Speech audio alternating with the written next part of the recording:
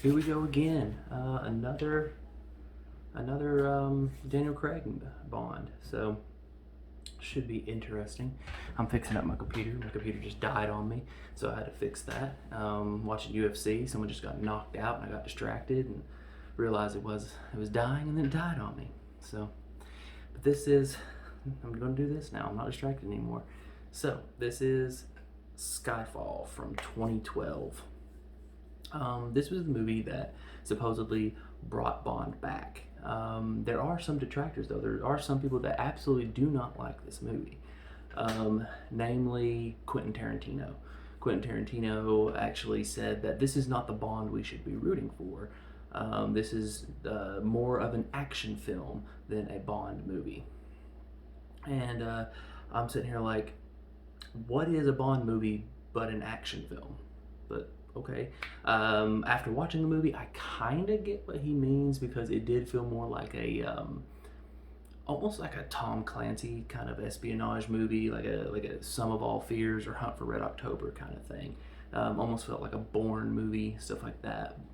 But this movie was not really about Bond. It was more about the relationship between M and Bond. How she is basically his mother, and goes deep into Bond, and it goes deep into M. So this whole movie is centered around M and Bond. This was 2 hours and 23 minutes long, so it's a long one. Not the longest. The longest one's the next one, actually. So I'm gonna throw. So this is directed by Sam Mendes. And I think that arguably Sam Mendes is the highest caliber director they've gotten.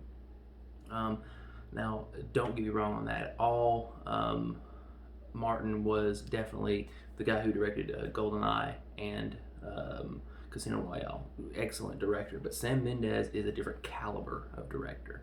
To put it in perspective, his very first movie, his debut movie, was American Beauty, the Kevin Spacey movie.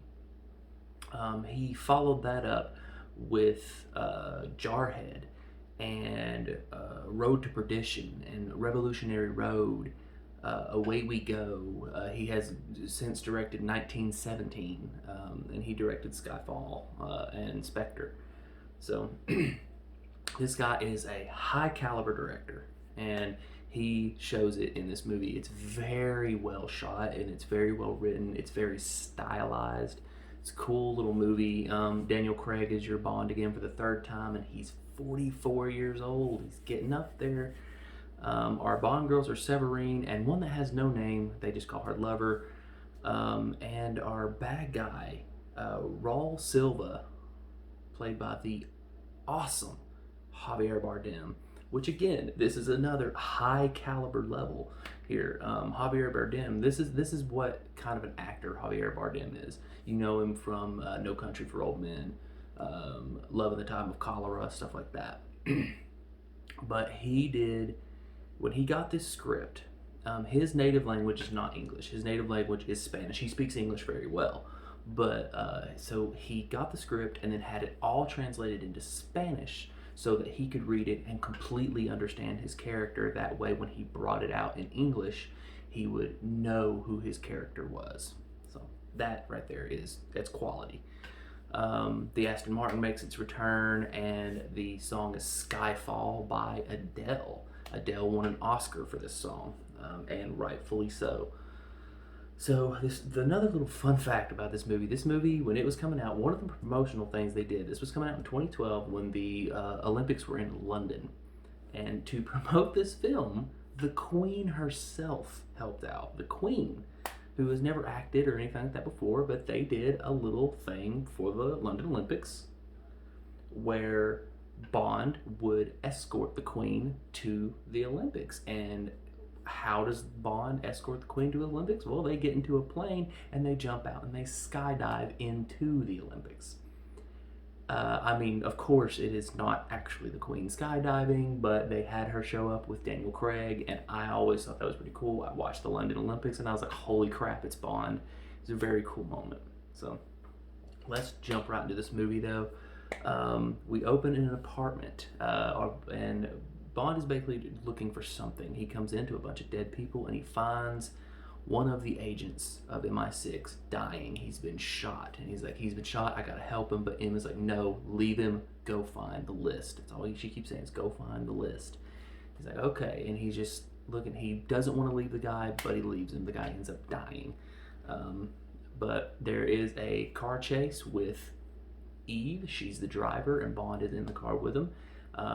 Eve is apparently a field agent. I don't think she's 00 status yet, but she is a field agent. This car chase eventually turns into a motorcycle chase, and we're back on the motorcycle. He's chasing this list over and over. He does this. This afterwards, the guy who has a list jumps onto a moving train, and Bond, in very Bond fashion, is driving straight towards a railing, and he hits the railing, jumps off the motorcycle onto the train, and then we have a foot chase. So this is another chase. It's a very kind of muddy beginning, so it's not going to be in the top 5, but it's still kind of a cool ending. He gets on the train with the guy, and he's a little late, but he jumps into a backhoe. That's one of those little diggers, and he actually gets shot. Bond, for only the second time in the entire series, takes a bullet. Pow. The first one was oh man, I forgot the movie. It's the one where he gets shot in the calf, but and it was Connery that got shot. So that's a long time, dude. That's a really long time between shots. But he actually uses the backhoe. He uses the backhoe. The guy unhooks the train, and the train starts separating. So Bond uses the backhoe to grab the other piece of the train and pull it in, and he uses it as a bridge to get in. And he jumps into the train when the coolest Bond thing ever. Jumps from the backhoe into the train, lands, cuff check. And I'm like, yeah, Bond. It's very cool. They end up getting back on top of the train, and they has fights. It's a fist fight. They keep ducking under all the tunnels, and Eve has a gun trained on him. She's like, I don't have a clear shot. I may shoot Bond. But Emma's like, no, take the shot. She's like, I don't have a clear shot. Take the shot. She takes the shot. Bam, hits Bond. Bond gets shot. He falls off the train. Bad guy escapes with the list. So Bond is shot. And then the title comes up, and it's Bond sinking under the water with some people, a giant hand pulling him under. It's very artistic with Adele singing in the background, and it is an absolutely gorgeous song. So gorgeous, in fact, that when Daniel Craig first heard the song, he cried. He openly cried. He admits that. He actually said that when I first heard the song, I openly cried. He said because the song fits the movie so well. It's a very Bond song. It's old school Bond. So I'm not like the hugest fan of Adele. I don't like her music. I'm not a pop fan. But I recognize the woman's talent, and she is immensely talented, and she shows it here. She actually has gone on to interviews saying that she cannot sing this song anymore because the low notes in the song, she can't hit them because she was pregnant at the time, and the testosterone from the baby actually made her voice lower, and now that she is no longer pregnant, she can't hit that note anymore. So just a little fun fact there, and a little fun fact about singing. So, but that was, that's your title and your opening. But we open to the movie with M writing Bond's obituary. Bond is dead. Like, okay, cool. And in walks Mallory. He has a first name, can't remember it offhand, but it's played by Ralph Fiennes, except this time he has a nose. Most people right now at this point know Ralph Fiennes as Voldemort. But the dude has done a lot of other movies and a lot of stellar acting from this guy. The English Patient, Red Dragon, not like the greatest movie in the world, but he was good in it. Just Ralph Fiennes is one of the finest actors out there. He is so good, and he was actually actually one of the people considered to play Bond at one time, and now here he is playing this Mallory. So he's in it, and we found out that the list that they were chasing is a list of all the MI6 agents, actually all the NATO agents. So all the agents that are undercover are now compromised. And because of this, the reason why Mallory is here is he is forcing M to retire. And he's like, you got 2 months. She's like, well, I'm not going to leave this in a worse state than when I found it. I'm going to solve this and I'm going to fix it and then I'll retire. And it works. It's a cool little scene. So she actually gets hacked. Her computer actually gets hacked and it pops up to her face, but it says, it's kind of like a theme. Think on your sins. Just keep saying, think on your sins. Like, okay, cool. But she's hacked. And at that point, she's not there. She is actually driving towards it, but her MI6 office explodes, killing 6 people. She's not there. It's just a message sent by our baddie, who we don't even see until like an hour into the movie, which is okay, but he is hacking the crap out of people. So it's all right. Then we go back. We find out Bond is alive. He is with Lover. This is the best picture you can get of her. She's with Bond. Honestly, the Heineken is probably more focused on than she is, because she's just fodder. So, I can't even count this as a Bond girl, but she gets a picture anyway, just because I found it funny that you could see the label of the Heineken better than you can see her. I found that hilarious. But Bond ends up, he sees that the MI6 office has exploded, and he goes back to M. He breaks into her apartment again, even though she told him to not do that. And he's like, well, I'm alive. She's just like, oh, well, thanks for calling, And he's like, well, I guess I'll go back to my apartment and get dressed. And she's like, yeah, you don't have an apartment. You're dead. We sold it. And all your crap's in storage. He's like, what? He's like, yeah, you're dead. You should have called. And so it's, and he no longer has a home. It's so good. But he has to go back to MI6, and since he was shot, he has to do all these tests. Physicality tests, mental tests, psychology tests. He's not the same. He's shooting his gun. He's shaky. He's missing the target. His shoulder hurts. He has to go to psychology tests, and he has to do word association. And whenever they say M, he says bitch. It's great. And then they say other words that are kind of funny, but then they say Skyfall, and you see Bond kind of just sink into himself, and he just doesn't want to answer the question. They're like, Skyfall, and he's like, done, and he walks out. So what is Skyfall? We don't know. He ends up going to the bathroom and cutting metal from his shoulder and giving it to M, saying, yeah, you need to evaluate this and see what it is. They actually find out the name of the assassin, because only 3 assassins use that kind of metal in their bullets, and this guy's one of them. So he's going to find him, finally. Eve and Bond meet again, and they have an awesome exchange. The the person who plays Eve, I'm having an issue right now. Naomi Harris. God, I can't believe I forgot that. Naomi Harris is a wonderful actress, and Naomi Harris and Daniel Craig have this awesome chemistry together. They talk back and forth. He's like, do I know you? She's like, yeah, and they're like, talk about and she's like, well, I'm suspended. I can't go back on the field. And he's like, are you sure you want to go back on the field? Because I feel a lot safer if you weren't out there. I got shot last time you were out there. So it was, it's a cool little moment. They have great chemistry together. So I like to see that. It's one of my favorite things. Bond goes into M's office and sees this little bulldog here. And it is the ugliest thing, but and even Bond is like, oh my god, that thing survived the explosion. Of course it did. And she's like, don't hate on my interior decoration styles. It's very cool. And she's like, oh yeah, you passed, you're going back in the field, cool. But it turns out he did. Like, Mallory's like, he didn't pass, right? Like, he didn't pass any of these. It's like, yeah, but we need him. And then he's has to fly off to go, the assassin where they got the medal. They have to fly off and go find him. He's in Shanghai, and he's sitting in a random art museum, and a kid sits next to him, and it's this guy. And that is Q. That is our new Q. The first time Q has ever been younger than Bond. He's way younger than Bond. And Bond is even like, "Who are you?" He's like, you can't. You're not like. You still got." He says, "You still got spots," meaning he still has acne.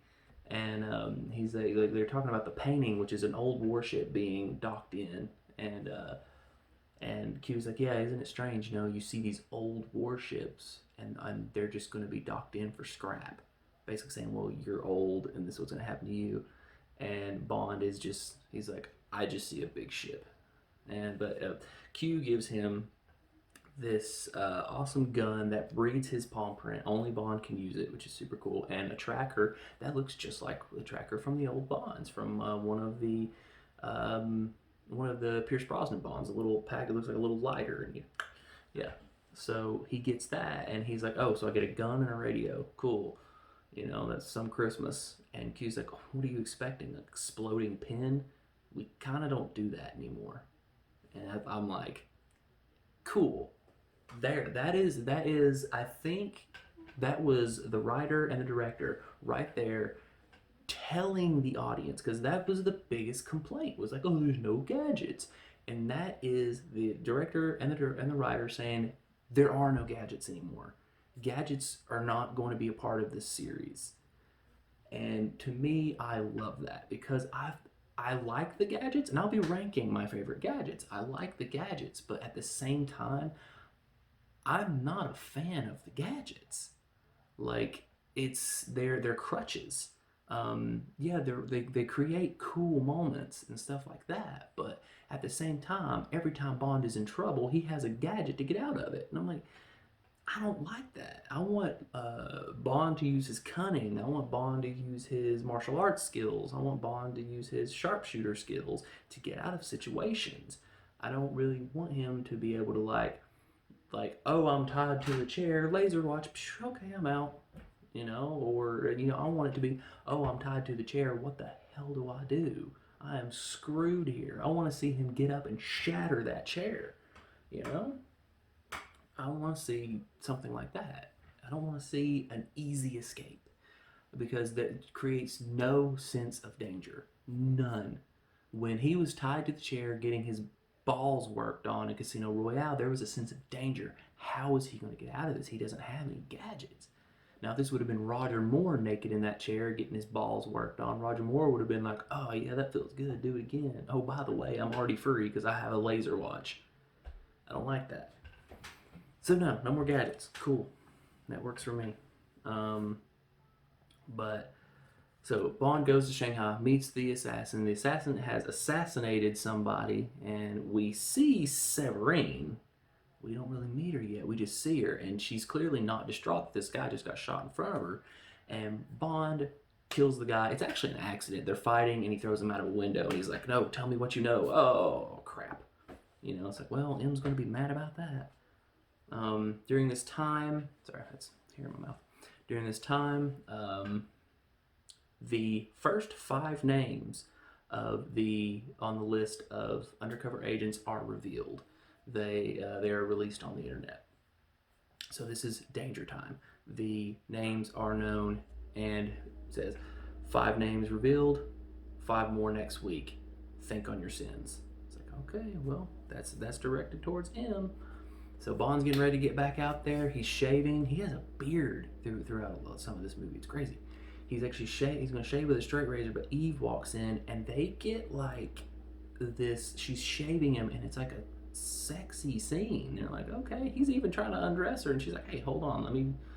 And the next scene, they kind of talk about some things, and I think even Bond may have got it on. I'm thinking that may have happened. So yeah, I'm gonna do something weird on this one, since I don't know for a fact if it happened or not. I'm giving it a 0.5. So he's gonna have a half a love on this, because I don't know if they did for sure. That's okay. But anyway, him and Eve are in a bar, and he meets Severine because he knows Severine is his link to the bad guy. And he's like, Severine, you need to help me out here. But we see that she is clearly frightened, like she is terrified. And he's like, you are putting up a front, you're terrified. And he's like, okay, well, she's like, well, I'll take you to him, but I'm going to go ahead and tell you that as soon as I stand up, my bodyguards are going to come kill you. And the 3 bodyguards come in, and, well, Bond takes them out, except for one last guy. They fall into a freaking Komodo dragon pit, and they're fighting in a pit, but there's Komodo dragons all around, and they're fighting. It has fights. But the bodyguard kind of gets the upper hand and grabs Bond's gun and points it at him, and Bond just said, good luck with that, and is like, he can't shoot it because it's to his palm print. And a Komodo dragon freaking eats the guy. It's like, what the crap? And Bond gets out, but he has a gun pulled on him, but Eve saves his life. So it's all good, and it's great. And then him and Severine, he meets up with Severine, him and Severine gets down. So they bond. So it's so that's a full count there. But yeah, it's it was a cool little Komodo dragon fight. I liked that. That's cool. We find out that 3 of the 5 agents that were compromised, the ones that were posted online, are dead. They have been assassinated. And then Bond travels with Severine to meet our bad guy. He's finally going to meet him, and he does. And it's this guy, Raul Silva. That is Javier Bardem. He is super, super awesome. The original person wasn't Javier Bardem. Sam Mendes wanted someone else to play Raul Silva, but due to scheduling conflicts, it never happened, and that was Kevin Spacey. So we almost had a Kevin Spacey Bond movie, which is, yeah, you know, I prefer Javier Bardem. I like Kevin Spacey, but prefer Javier. I think Javier's a high-class actor. Yeah, and given what Kevin Spacey went through with the allegations, you know, stuff happens. So we get that, and he has Bond tied to a chair, and he's kind of explaining to Bond what he is, what kind of a bad guy he is, and talking about how M betrays everybody. M has always lied to you, type of things. Like, yeah, M always lies to you. He's like, M has never lied to me. And they just kind of go back and forth, but the whole time he's kind of like caressing Bond in a very homoerotic way. He's like caressing his face and his chin. He's even caressing his thighs. And for some reason, this scene bothered a lot of people. It's like, ooh, why are we doing this? And a lot of people pointed out the fact that he was like, Raul says something like, yeah, it's always normal to be nervous your first time, but Bond says, who says this is my first time? And people were like, oh, are you saying that Bond is bisexual? And it's like, and people were up in arms about it. And I'm just sitting here like, who gives a crap? He's Bond. He uses his sexuality to get what he wants. Who's to say he hasn't done it to a guy? You know? Like, guys are manipulated by sex just like women are. So who cares? You know? And people were, they were like, it was just an uncomfortable scene. And it's like, yeah, it's supposed to be uncomfortable. He's a bad guy. You know? He actually unties Bond pretty soon, but it was like, I don't know, it kind of bugs me that of all things, that scene bugs people. Like, you didn't hear anyone complaining about Quantum of Solace having a near rape scene where it actually shows a dude about to rape a woman. No one complained about that. But, you know, Javier Bardem caressing Daniel Craig's legs, ooh, that's a little far, guys. No, come on now.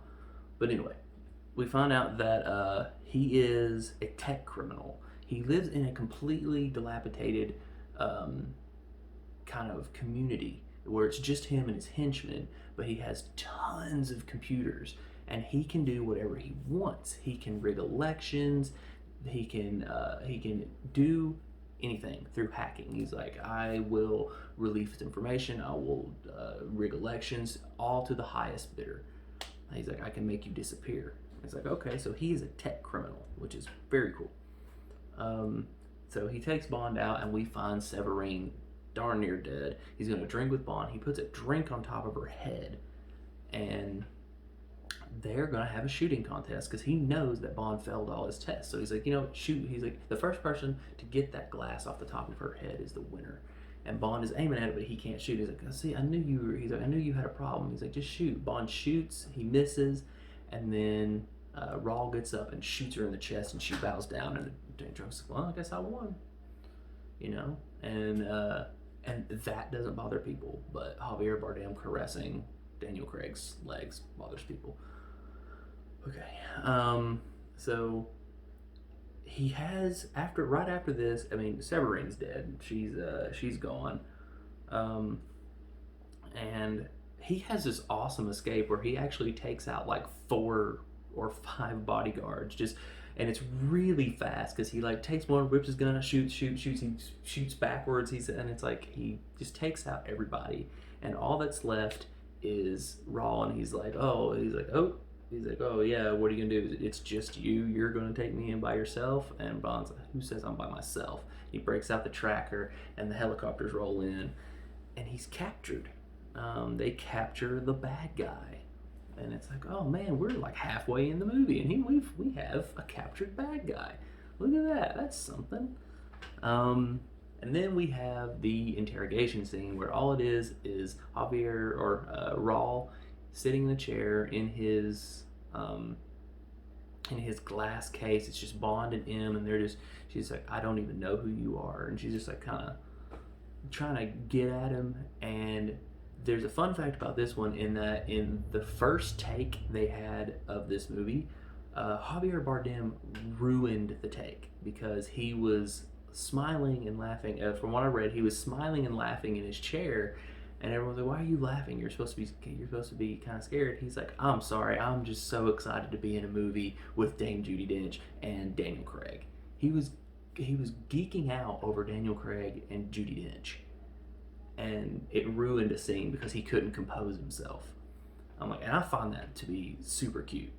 But he composed himself, and it created a really good scene. Oh man, the interrogation scene's crazy because we find out that he was captured, and M basically let him go. Like, she didn't come save him. They tortured him for a few months, and she didn't come save him. In fact, she traded him for like 3 other agents, and he had a cyanide pill, and it didn't kill him, but it melted his face, and it created this, which is crazy. Now that's a bad guy look. And yeah, M didn't save his life. So they go on. M has to go to the courts because they're gonna shut down MI6 because she gave up the names, or didn't give up the names. She lost the names and everything else. And during this time, he escapes. He actually hacks into Q's from his cell. Hacks into Q's computer because Q's trying to get into Rawl's computer, and he creates a bridge, and he hacks Q, and it's bad, and the whole thing was planned. We find out that his capture was planned because the whole thing was he was trying to get M in a place where he could kill her, and that is this court system. And he's escaping. Bond figures it out. He's chasing him, and it's a pretty tense chase. He like chases him, and he like keeps losing him, but he finds him every now and then. He actually finds him, and he's like, freeze, pow, pow, freeze. Next one is not going to miss. And he's like, oh, I've got gadgets too. I've got what's called a radio. And he like hits it, and a bomb blows up above Bond's head. And he's like, I hope that wasn't aimed at me. He's like, no, that is. And it's a train, and a train comes into the hole, and Bond's like running, oh crap. Like, so he uses a train as a weapon. Like, this guy's not, he's not all there. So, train weapon.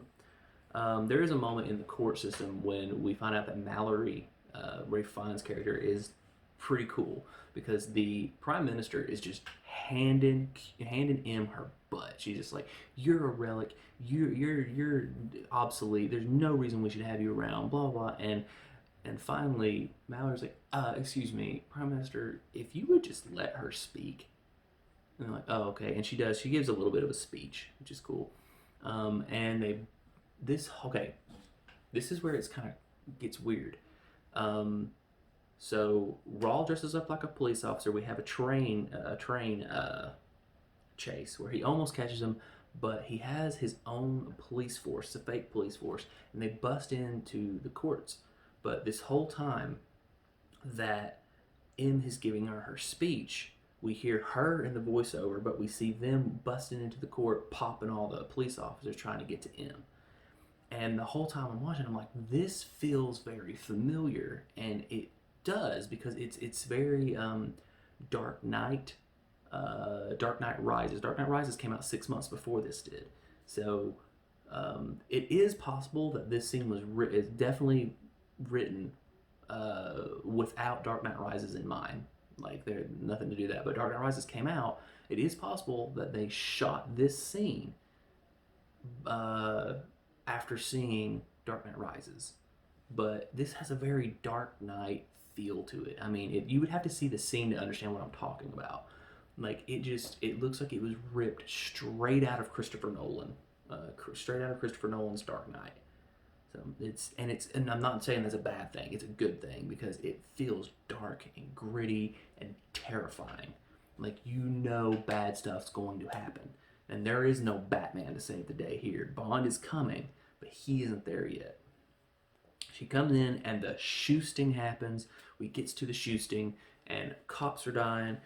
Mallory gets shot. Everyone's getting shot. M's like the dude that's been her assistant for 3 movies is shot and killed, and it's like it's crazy. But Bond finally shows up and he rescues him. He's like, no, we got to get out of here. And he's like running, like driving away. He's like, look, you're going to put a tracer on us and you're going to make it to where Rawl can find us. Just come and get us. And he's like, okay, but no one else but Rawl needs to know who this is, what we're doing. And he's like, okay. Gets him. He's like, okay, I got to get in a new car, something more inconspicuous. All right, they go to a storage unit and they pick up the Aston Martin. That's the 1960. It's a 1964 Aston Martin. Yes, sir. They pick it up. Very awesome. And of course, M's like, oh yeah, this is real inconspicuous. And he's like, just get in the car. And he's like, get in there. They're driving to where they're going, just driving. And she's like, this isn't very comfortable. And he like flips up the gear shift and he has the eject button. And he's like, are you gonna complain the whole time? And she's like, yeah, go ahead, eject me, see if I care. And he's like, like that, and they have a good moment. This whole thing, like I said, is about M and Bond's relationship, and about their complete trust and love for each other. Like she is basically his mother. He didn't have a mother growing up, so M is basically his mother figure, and he loves and respects her more than most people. It's the only authority figure he has. So, very cool. There's another point where Q is putting the tracer on. This is completely under the books. He's not supposed to be doing this, and Mallory walks in. Mallory's a high-ranking official, and he walks in, and he's like, what are you doing? He's like, I'm just doing... And Mallory's like, oh, you're putting a tracer on them so that Raw can catch them? Yeah, you should do that, but also keep them on the city streets so we can catch them on camera. That way we can have evidence of them chasing them. It's like, okay. He's like, yeah, carry on. Walks away. So we learn that Mallory is an awesome guy. And you're like, okay, he is with Bond. He is with him. Cool. He's not just some bureaucrat that's a jerk. And this is awesome. I love it. And Bond and M get to where they're going, and it is Skyfall. What is Skyfall? Skyfall is James Bond's childhood home. We find out that his name is indeed James Bond. His father's name was Andrew Bond. So the whole theory of James Bond being the name given to all 007 agents is kind of shot dead here, because his name is James Bond. So you get there and we even find out, like, he's like, M's like, how old were you when they died? And James like, you know how old I was. He's like, don't. He's like, you know everything about me and everything about them. So they're going through this old house, and we meet the groundskeeper, Kincaid. He's the groundskeeper that knew Bond as a child, knew Bond as soon as he walked in the door. He's like, oh, James, how's it going? And he hasn't seen him in forever. He's like, okay. Now, this guy was actually supposed to be played by someone Sam Mendes really wanted this, but they decided it wasn't a good idea. But he was supposed to be played by Sean Connery. Sam Mendes thought it would be a great little thing for the fans, but producers were like, look, it's going to confuse people. They're going to think that he's like James Bond's dad, or that Daniel Craig's James Bond's junior or something. We need to not do this. It's going to confuse everybody. And it's like, okay. Not to mention, he had retired long before this, and he wouldn't come back for Indiana Jones and the Kingdom of the Crystal Skull. He refused. He refused several roles before this. So he was done. He was retired.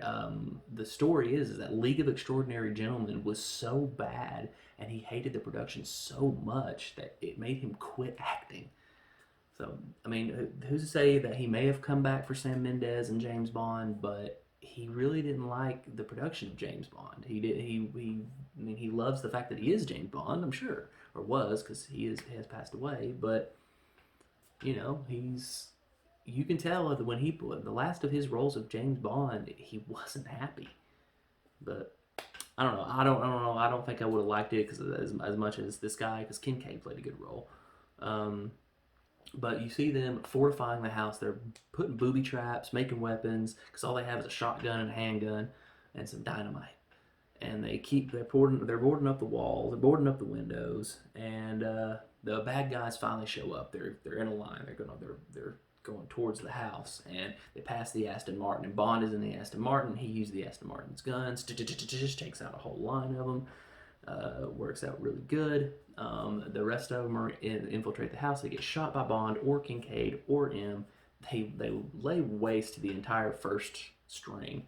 And then a big helicopter comes in, and it is Rawl, and he has a massive helicopter, and he's like, that dude always has to make an entrance. And he uses the guns, he's blowing it up, they get M out of the house, they're going to get her to safety. And while she's going towards safety, we find out that she has been shot. Her stomach has been, she's bleeding. She's bleeding out. Not good. And Bond is in the house alone, but the Raw's not coming in. They're just shooting from the outside, throwing in grenades. He grabs some propane tanks, puts some dynamite on them. Boom, blows up the house. Right before he lights the fuse, he's like, I never liked this house anyway. Runs out, boom, and takes out the helicopter. All that's left is Rawl and two other guys, and Rawl's getting tired. So Rawl sees them, he's chasing after her, and Bond sees that. He's like, nope. He runs up. He does this awesome thing where this dude's just sitting there waiting, and Bond jumps on something, kicks him in the face, and breaks his neck. I'm like, dang, dude. All right, cool. And then he's on a frozen pond trying to get to Rawl. Raw's like, no, just relax. It's cool, man. And he's like going to kill him. The other guy comes up, but Bond takes the gun, shoots a circle around him, and they blow a hole in the ice, and they're under the water. They're fighting under the ice, and Bond uses his leg to choke the guy out and kill him. Uses a flare. Raw's going to kill him. He's like, he's going to make her commit suicide by blowing a hole through her head into his. That's how he wants to die. He wants her to commit suicide to kill him at the same time. But Bond comes in with a knife, throws it in his back. Rawl dies. It's like, okay, Rawl, he finally killed the bad guy, but it's too late. He finds M, and he holds her while she dies, and then we see Bond openly weeping. On Her Majesty's Secret Service, they wouldn't let Bond cry because Bond wouldn't cry. Well, it's Skyfall, and it's 2012, and Bond is openly weeping that M is gone. So that's the end of that one. We get the epilogue, which is Bond on top of a building, and M has left him a present, and it's the ugly bulldog from before. That's the present she leaves to him. He's like, ugh, and Eve is like, oh, I guess that means you should get a desk job. He's like, no, I think it means the exact opposite. And we go into the building where Eve has decided to not be a field agent. She's sitting at a desk, and he's like, you know what? I've never even got your name. And she says, my name is Eve. Eve Moneypenny. So, boom, we have our new Moneypenny, which is super cool because she's a super badass Moneypenny. And we walk into the M's office, and we have a new M, and the new M is Mallory. So, now Ray finds his M, and that's actually the end of Skyfall. So I really dug this movie. It was really cool. It drags a little bit sometimes here and there, but it's a lot of exposition. So it's a lot of like build up to something bigger. And I cannot say that it was as good as Casino Royale. In fact, I think it's just under Thunderball with an 8.5 out of 10. Very cool. I like this. We have our awesome body count of 17 and our love count of 2.5. Yeah, I gave him that half because I still think that him and Moneypenny, I think they got it on. I don't know. But next time is the last movie of the whole thing.